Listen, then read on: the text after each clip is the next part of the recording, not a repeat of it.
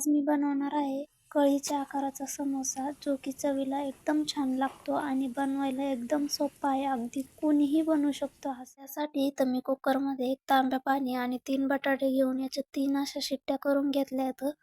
त्यानंतर हे बटाटे शिजेपर्यंत आपण त्याचं कणिक तयार करून घेणार आहोत, जे की मैद्याचं असेल. तुम्ही तर गव्हाचं पीठ पण एका ताटामध्ये 1 वाटी मैदा आणि थोडासा ओवा हातावर चोळून यात असं मिक्स करून घेतलाय.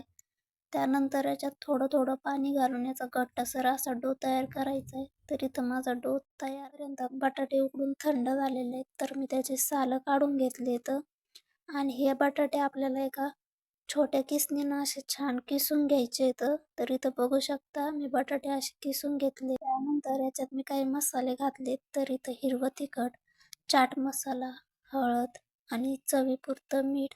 त्यानंतर आपल्याला याच्यात कॉर्नफ्लॉवर घालायचे 2 चमचे आणि थोडीशी हिरवी कोथिंबीर आणि हे सर्व मिक्स करून घ्यायचं आहे. तर कॉर्नफ्लॉवर घातल्यामुळं याचा ओलावा जो आहे बटाट्यांचा, तर ते कॉर्नफ्लॉवर एक्झॉर्ब करतं.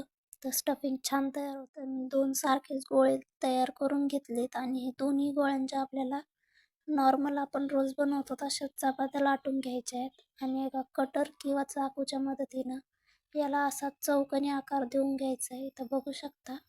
तर मी दोन्ही पोळ्यांना असा आकार देऊन घेतला. त्याचं स्टफिंग जे आहे ते मी हे एका चौकोनावर ठेवलंय आणि दुसरा चौकोन याच्यावर ठेवलाय आणि हे हलक्या हाताने असं लाटून घ्यायचंय. तर इथं बघू शकता, जेणेकरून बटाटा सगळीकडे लागल. त्यानंतर इथं साधारण 2 इंचाच्या अंतरावर मी असे कट्स पाडून घेतले इथं.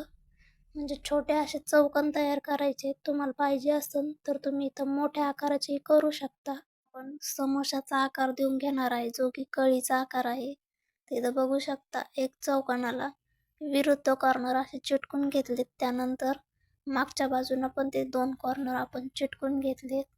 तर या पद्धतीनं मी इथं सगळ्या समोशांना कळीचा आकार देऊन घेतलाय. तर इथं बघू शकता. आता हे गरम तेलामध्ये तळायचे आहेत. मी गरम तेलामध्ये एक एक करून सगळे समोसे तळून घेतले. तर चारही बाजू याच्या तळून घ्यायच्या आहेत.